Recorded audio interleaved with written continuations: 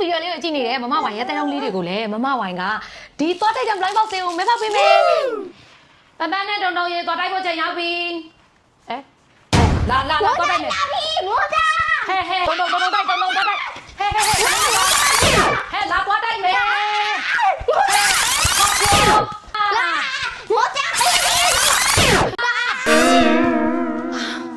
ဘာလဲ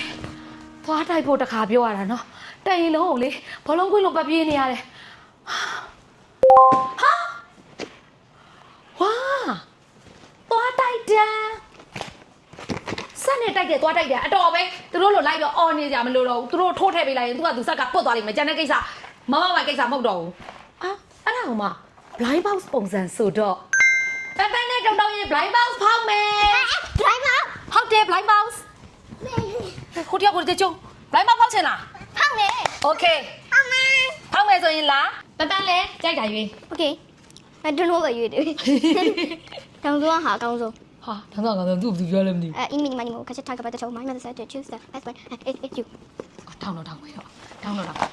Oh my god ဒါလေးမုံပါတယ်ဟုတ်ပြီမုံတော့ကြိုက်တယ်လို့ပြောရတော့မယ်ဟိုရောက်ကြောက်အောင်ပါဆိုလို့ဒါလေးကြိုက်ပါတယ်ဒါလေးကြိုက်ပါတယ်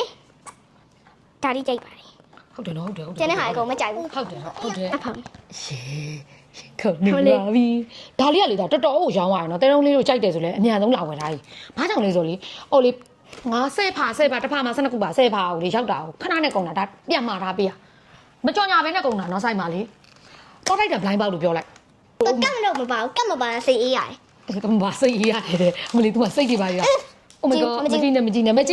ယ်မကြည့်တခဲလေးတော့ပါတခဲလေးတော့ပါရဲ့နိုင်လားဆက်ကြည့်လိုက်မယ်နော်ခေါင်းနဲ့ကြည့်ပဲလားမကြည့်သိဘူးတိတ်မကြည့်ဘူးကပီဘာလာဖြစ်ရောကပီဘာလာပြင်ထတာကုန်လိုက်တော့1 2 3မစိုးပါလားအရင်ကတော့လားထိတ်ကတော့မโอ้ tiger ခေါ်မလားထိုက်ကဘယ်မကြိုက်ရလေးပေါ့ဝဲဒါမှချစ်စရာလေးထွက်လာလို့ချစ်စရာလာတယ်အထုံးတော်တော်ကြီးရောလာတယ်ပြောလို့ကမဟုတ်ဘူးဟဲ့အဝါရောင်ကလေအယောင်လို့မဟုတ်ဘူးနော်အယောင်ရင်လေးဆိုဝါခေါင်းကပုံကောင်းလဲလို့ရတယ်တုံမမပပဥစားနော်အရန်တိုက်ချင်သွားတာလားတုံကကြိုက်လား